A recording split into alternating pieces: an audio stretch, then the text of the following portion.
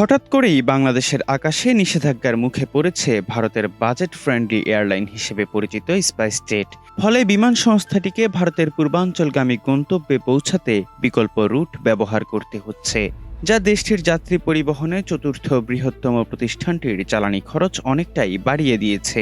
কিন্তু হঠাৎ করে কেন ভারতের এই বিমান সংস্থার জন্য নিষিদ্ধ করা হলো বাংলাদেশের আকাশ, এমন প্রশ্নই এখন সবার মনে।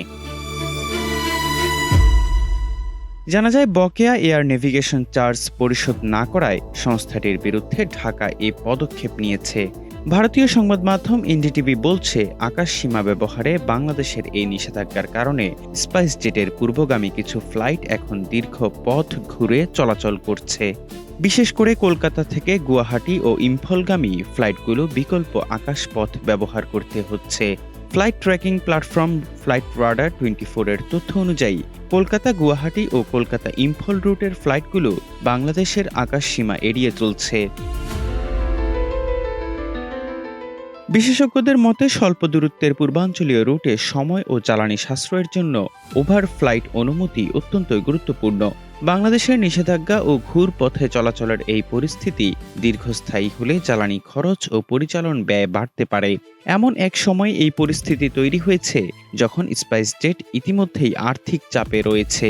এ বিষয়ে স্পাইসজেটের এক মুখপাত্র জানিয়েছেন, সমস্যা সমাধানে বাংলাদেশি কর্তৃপক্ষের সঙ্গে নিয়মিত যোগাযোগ রাখা হচ্ছে। স্পাইসজেটের মুখপাত্র জানান, পরিচালনাগত ও প্রক্রিয়াগত বিষয়, যার মধ্যে নেভিগেশন সংক্রান্ত চার্জও আছে, সেগুলো নিয়ে সংশ্লিষ্ট কর্তৃপক্ষের সঙ্গে স্পাইসজেটের নিয়মিত আলোচনা চলছে। এগুলো শিল্প খাতের স্বাভাবিক বিষয়। সমস্যা দ্রুত সমাধানের জন্য কোম্পানি গঠনমূলকভাবে কাজ করছে। এতে করে স্পাইসজেটের ফ্লাইট পরিচালনায় কোনো প্রভাব পড়েনি এবং নিয়ন্ত্রক সংস্থার বিধি মেনে নির্ধারিত সময়সূচি অনুযায়ী সেবা দিয়ে যাচ্ছে তারা।